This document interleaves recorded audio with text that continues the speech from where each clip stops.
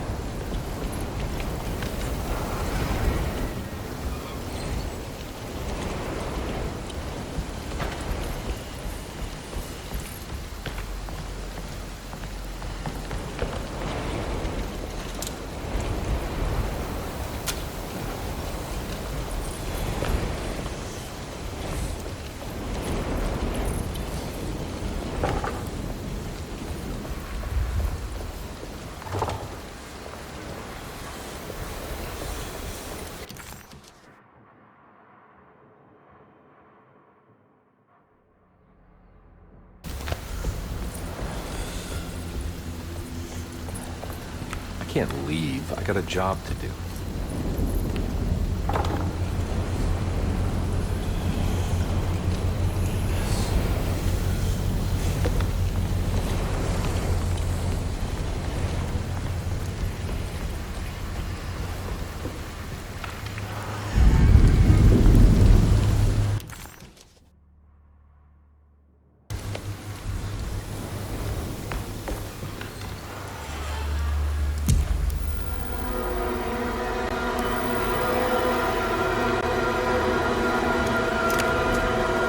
Has to stop! I gotta make it stop!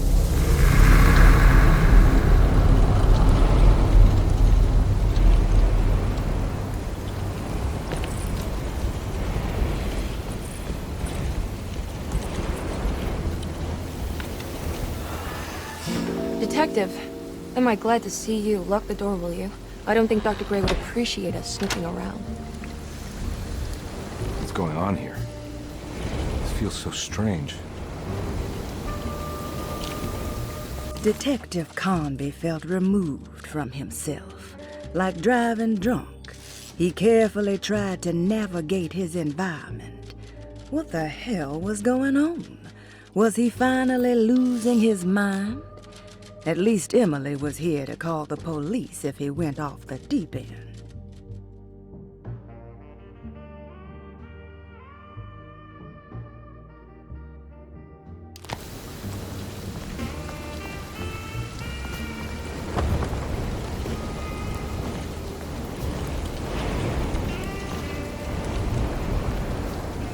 Have you found anything? What? Yeah, I've seen some things. Okay. Let me know if there is anything you want to talk about.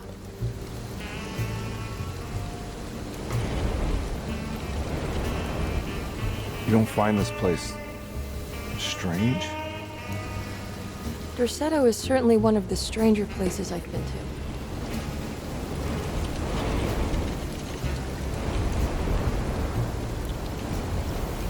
This room feels too real.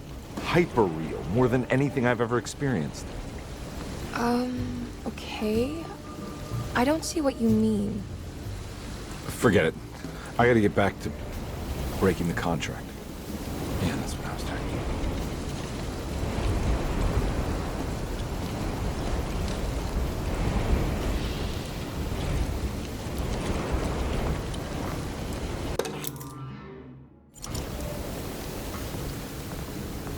There's a book missing. What did you do? I was just rearranging the books. Well, come on, let's check it out.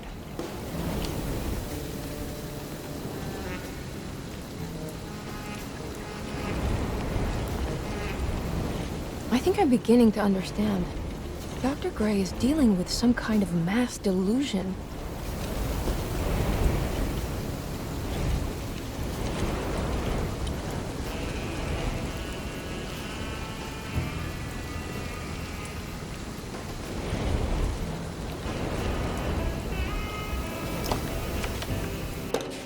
Good to finally meet you, Mr. Hartwood. I'm here on the behalf of your brother Philip. You were expecting me, weren't you? Yes. You're from DeSoto, no? That's right. I just wanted to ask you a few questions to see if there is anything I can do to help you and your family. Okay. I understand you're full of imagination. You make up a lot of things. I suppose. And you obsess over them, blurring reality and fiction. Sometimes. Do you want to tell me about the Dark Man? No. No, I don't. That's all right. Perhaps there is something else you can tell me. Something you know to be made up, but you hold dear. Juan? John? Who's John? No. Juan Luis Jorge. Oh, wait there a moment. Here, take a look. Is he... Oh, he is the author.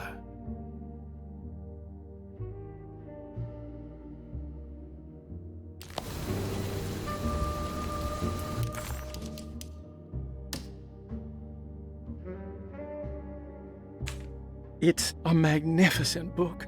Life-changing even. The real Juan is long dead, but I like to think of him as my friend. My most beloved friend. I see. Do you often do this? Fantasize about people you read about? No. Well, there is Jacob. Who is Jacob? Turn to the last page. Oh, it's a newspaper article. The Prisoner of Ice, Jacob Van Ostad. Is he also your beloved friend? Oh, no, Doctor.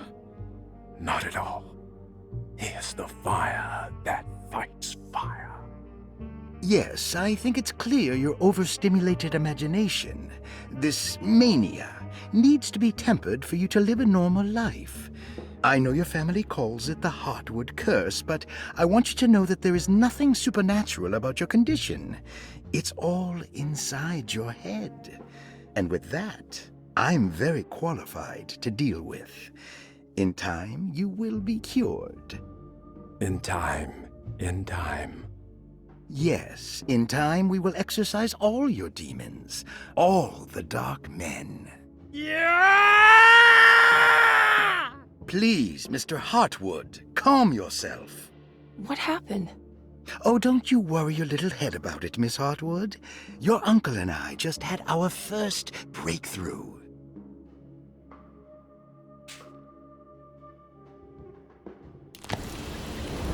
That mark on the floor looks like talisman positions, but from which direction should I look at it?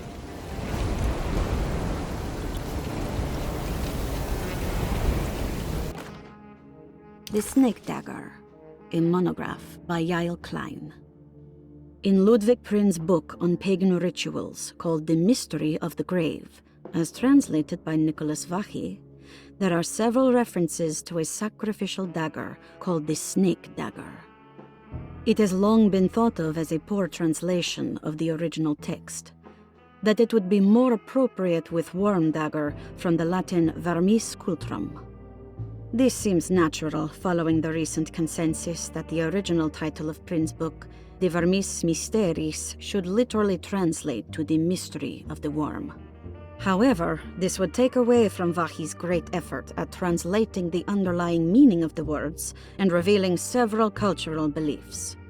While Prin certainly was using the term worm as a symbol or synecdoche for death and the dead, which is made clear by the contents of the book, in the case of the dagger, we shouldn't be too hasty to dismiss his translation. Reading through Vachy's correspondence with his patron, it appears that he had more than just the Latin text at his disposal.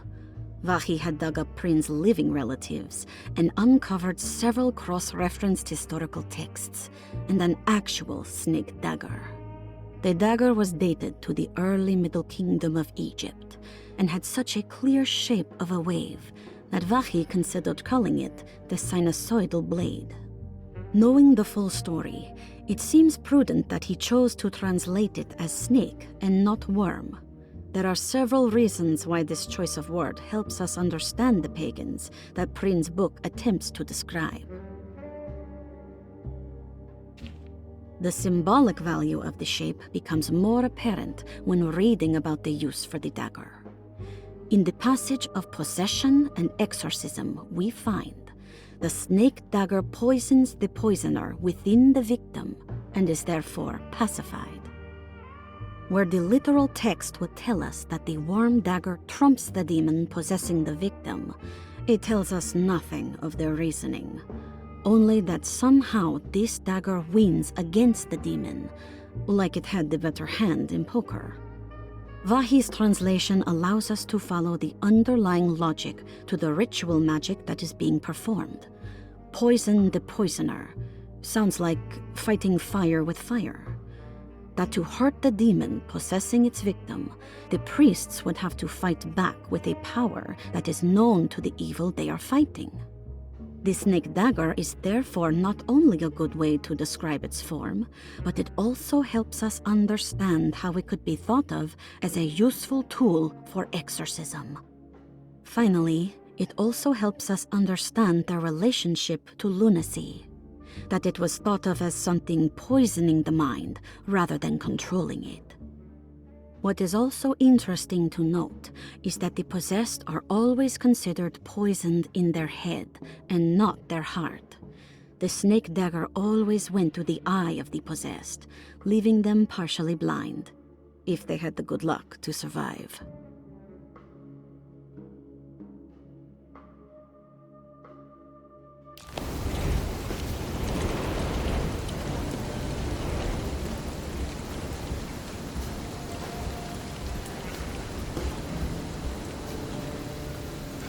What were you saying about mass delusion?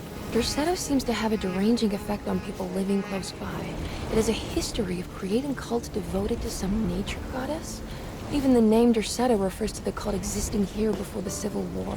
Derceto was the name of an ancient fertility goddess worshipped in Syria. Dr. Gray and his friends, however, seem to prefer the black goat of the woods with 1,000 young, or Shub-Niggurath. And that name can only have come from my uncle's twisted mind.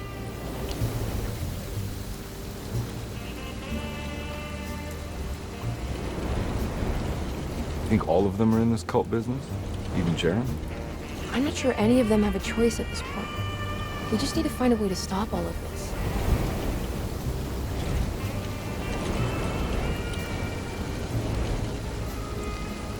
I've been so busy trying to free your uncle from the promise he made to the Dark Man. I guess I kind of just let everything else go. Don't worry, Detective. I feel like we're close. I'm sure Jeremy will turn up. If he is part of the cult, he wouldn't want to miss the Feast of St. John. I just need enough information to make him see the truth. I hope you're right, but I doubt he'll show up. Not as long as the Dark Man's got him hiding.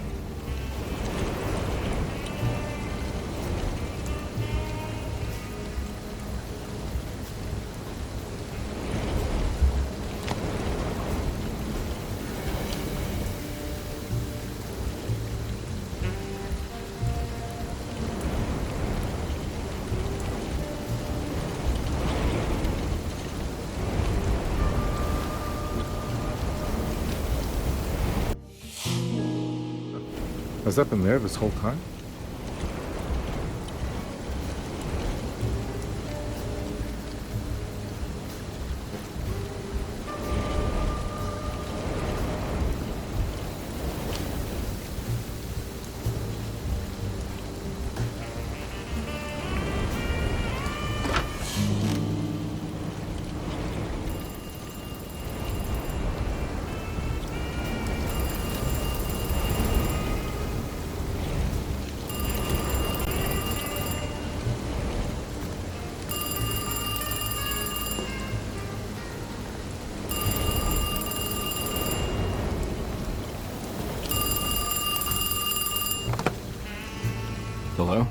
Detective Carnby. Who is this? Jeremy? Jeremy is with the Dark Man. You can't save him. Well, I've done everything he wanted so far, and there's just one more thing on the list. I expect him to keep his promise and return Jeremy unharmed. Get out, Detective. While you still can.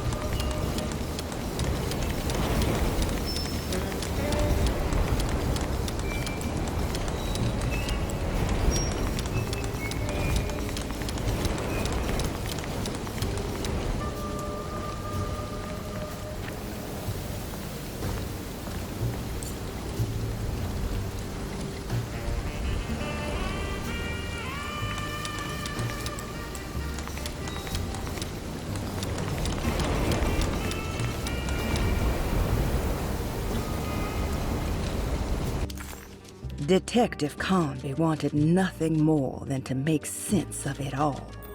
But clearly, that was not in the cards right now.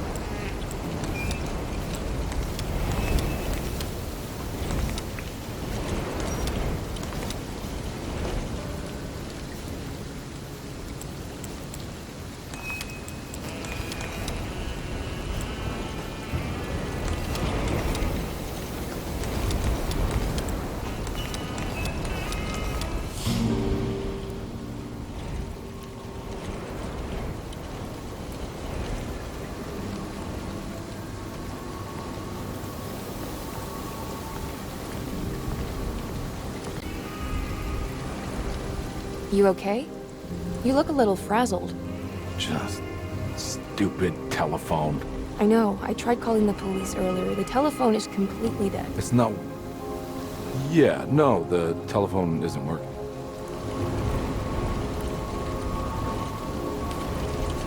Detective Comby was worried Emily could tell, that she could see the madness written on his face.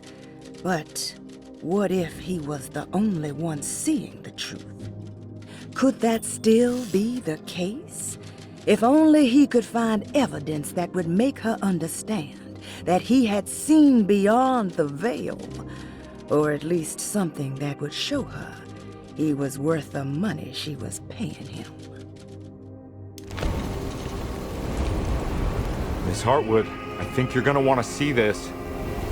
Is there something in the closet? Yeah, there is. You don't see the very obvious gate leading to whatever Jeremy's madness is serving up next? I don't understand. Are you making some kind of fashion metaphor? I'm sorry, I don't have time for this. Can you just tell me what you're doing? You don't see this. It's fine. It's fine. Catch you later. Are you going inside the closet? Yeah. Got a problem with that? No. Do what you think is right, Detective. Sorry, I didn't mean to. Goodbye, Miss Hartwood.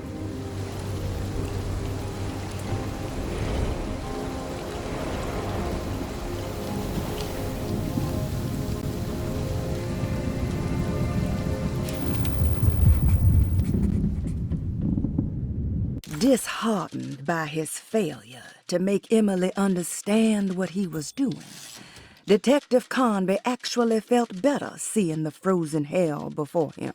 There was a finality to it. Its clear symbolic opposite to the dark man's desert made him realize this was the end.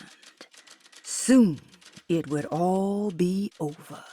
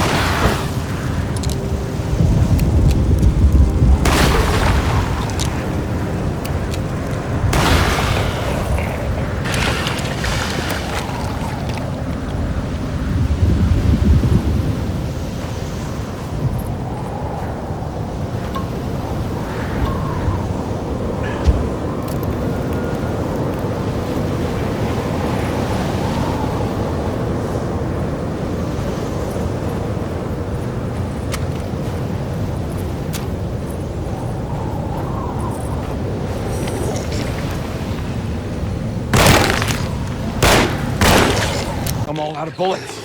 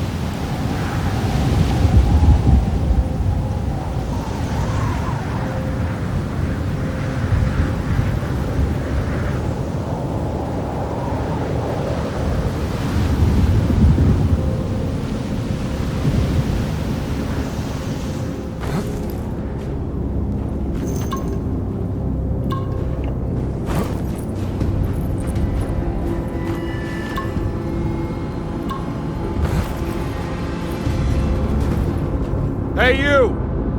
What are you doing here? What is this place? Turn back, detective. You're not wanted here. Whoa, take it easy. I'm not your enemy. Oh, you're wrong, detective. You're wrong.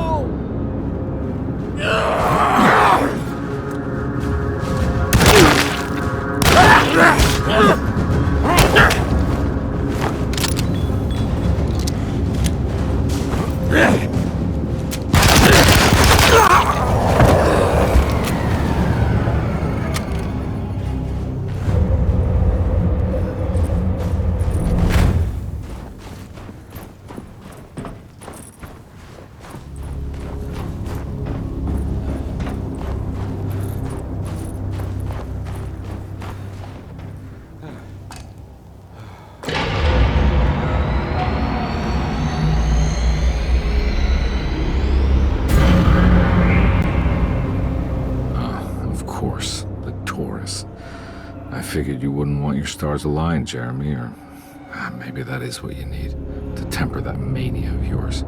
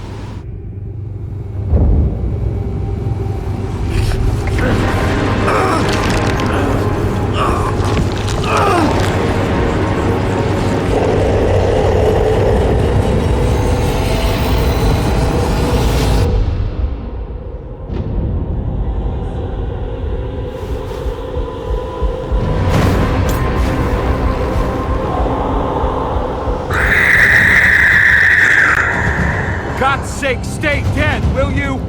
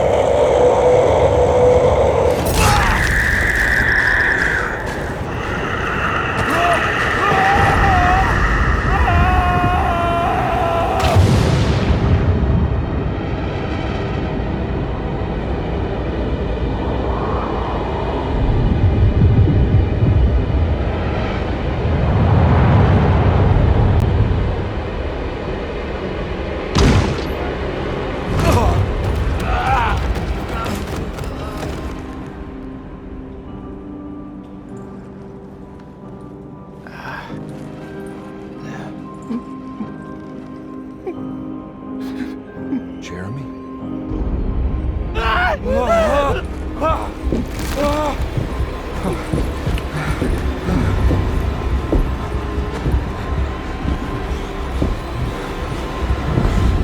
did everything! Aren't you happy? Stupid charlatan! What more do you want from me? You want me to lose my mind? Oh, my lord! Doctor! Baptiste! Quick! Jesus. What were you thinking, compadre?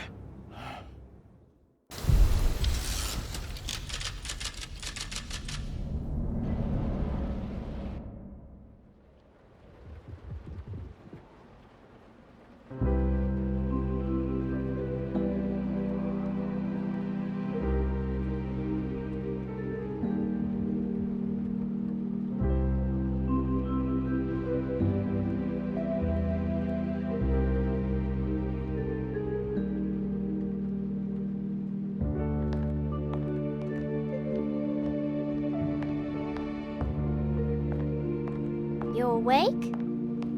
You are awake. Mr. Conby's up.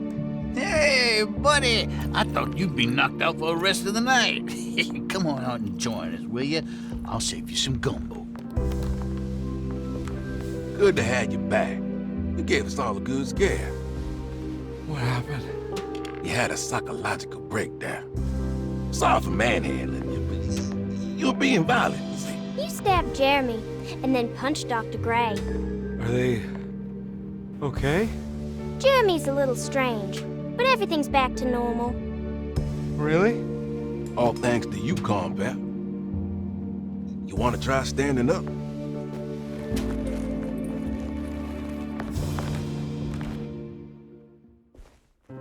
Well, if it isn't the hero of the day. How are you feeling, Detective? Never better. How about you two? Hey, Jeremy, I didn't do too much damage, did I? Things are fine. Very quiet. What's up with him? Painkillers? No. You see, despite you having the finesse of a one-eyed butcher, you managed to lobotomize dear Jeremy. I did what? It's actually quite impressive. It's not like I hadn't considered it myself. I just wish Jeremy could have been helped without reducing his personality to that of an oyster. But he's gonna live. Of course. As long as someone keeps feeding him, he'll outlive the best of us.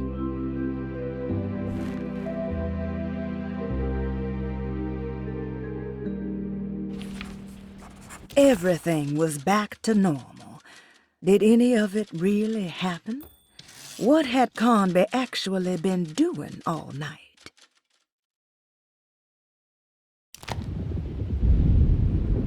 Does Emily know about Jeremy's condition? Yes.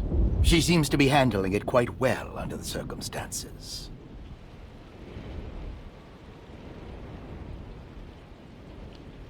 Does she still want to take Jeremy away from Derceto? I will have to insist that you do. This is not that kind of institution.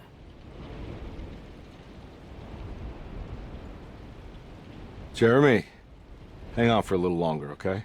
We'll be going back to New Orleans soon. Oh, good. I do so miss the city lights.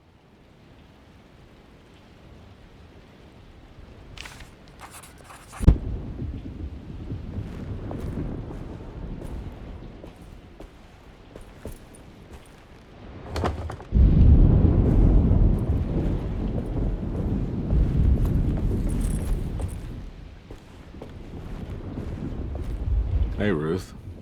Glad to see you made it back to Derceto. You too, Detective. Make sure to stay for the festivities. It's no Mardi Gras, but it ain't bad.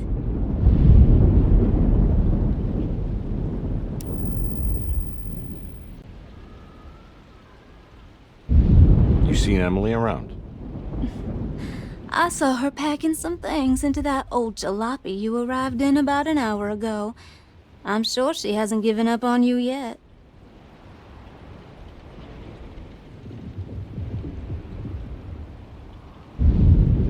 Catch you later. Looking forward to it, Detective.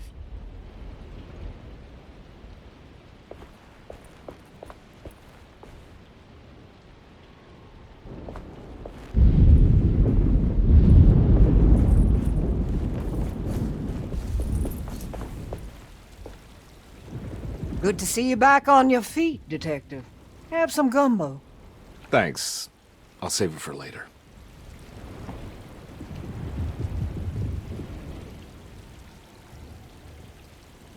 Seems like everyone's in a pretty good mood. The Eve of St. John is the most important date of the whole year. It's the only day when the black goat of the woods tends to her young.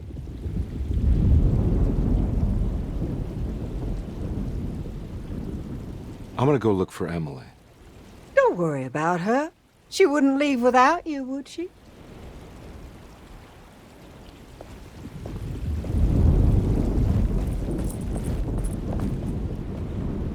What are you looking for?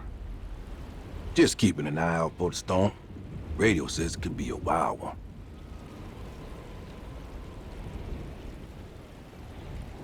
You don't know where Emily is, do you? She's packing some of Jeremy's things. Said she wanted to take them away. I'm sure she'll come and get you when she's ready.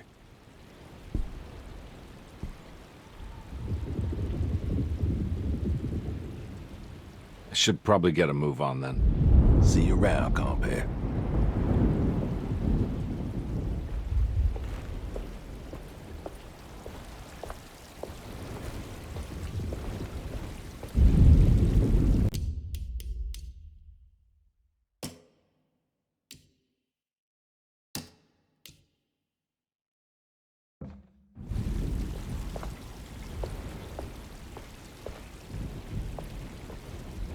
All right, tell me, what the hell's about to happen here? Every year we have a little turn-the-page ceremony by the tree. It's symbolical. It's like life has its cycles of grief and happiness. You know? Just like a tree facing the seasons. Things change, but remain the same.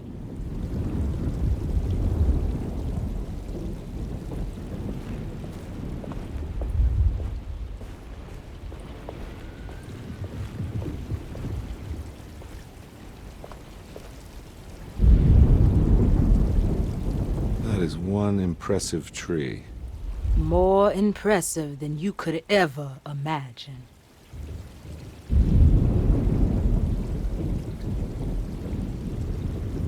So how does this all work? You dance around chanting? For the ritual, I mean? Stay and find out, Detective. It might just do you good.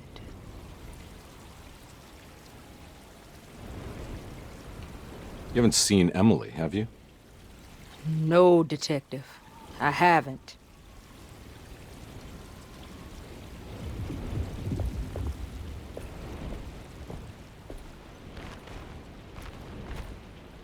Hey, kid. What are you up to? Preparing for the ceremony. I don't want to disappoint Mother.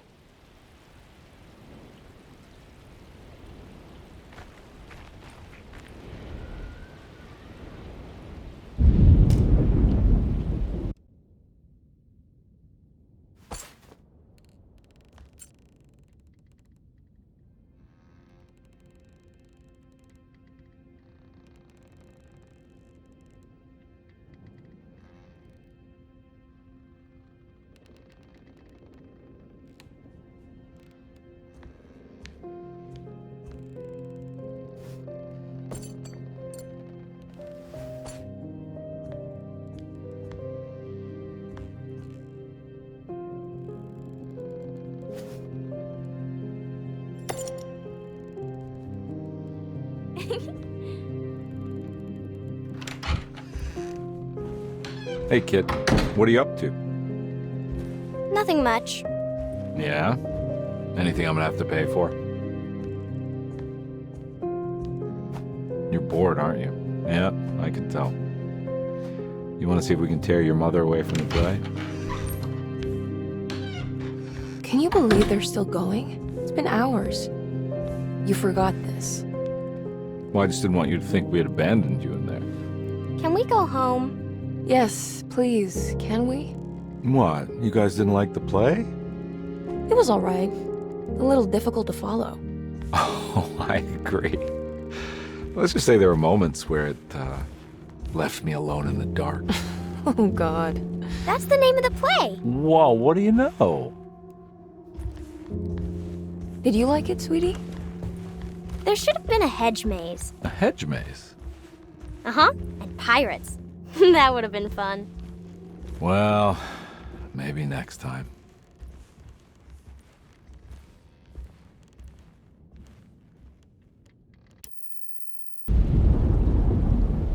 Hey, kid. What are you up to? Preparing for the ceremony. I don't want to disappoint Mother.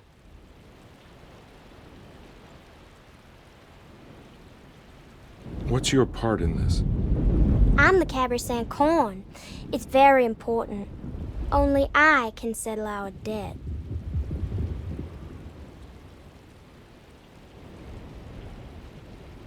You know, I had my doubts, but you are in the right place, Grace. I think you might be right. For once.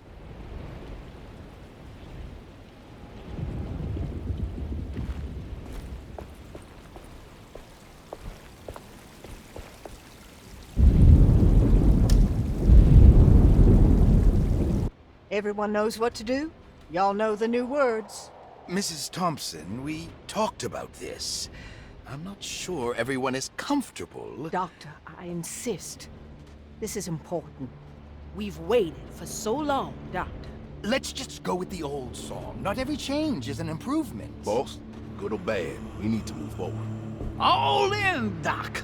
Let's bet it all. But we don't know what we're dealing with. It'll be okay, Doctor. Better even.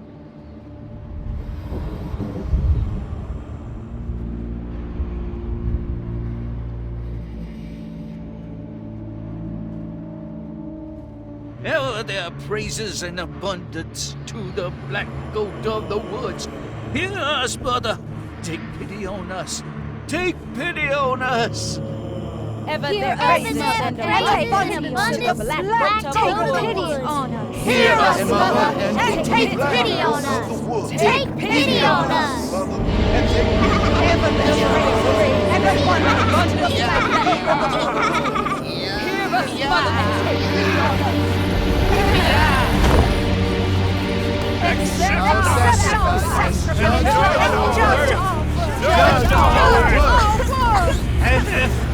Stop! Are you crazy? This just needs to happen, Carlin. Grace! Stop! Stop! Shoot the ground! Yeah! Shoot the ground!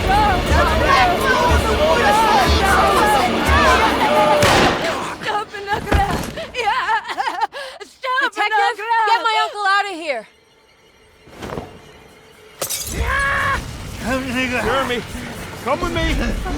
Get over here! Jeremy, come with me! Jeremy, come here! No! There has to be another one! We're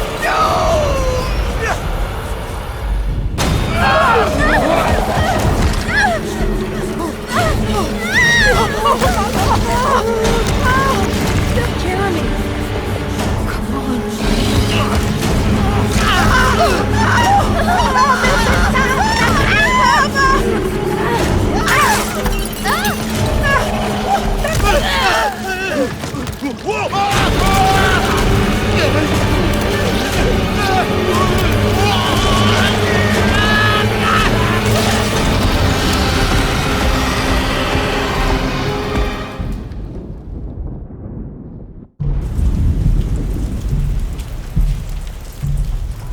Detective Comby returned just as the festivities were about to begin.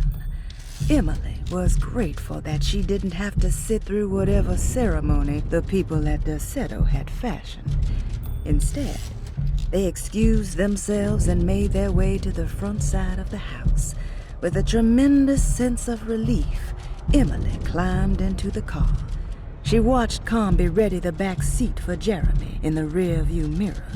What a long night, she thought. Thank God it's all over.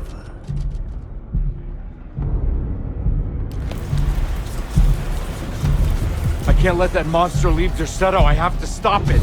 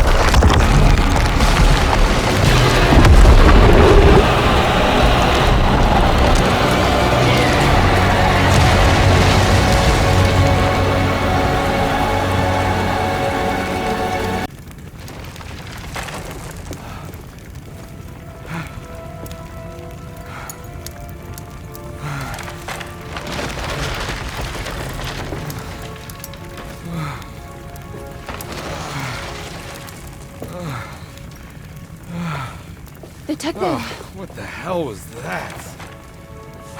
I tried to tell you. There was so much evidence. Their devotion to the Black Goat was like nothing I've ever seen before. I felt so dumb believing any of it, but I'm glad I did. Are you okay? Everything is out of order. This isn't the way the story goes. I shouldn't be alive. Yeah. Well, you're welcome, buddy. How are you doing, sweetie? I kinda like it. You ruined everything, but I'm not mad.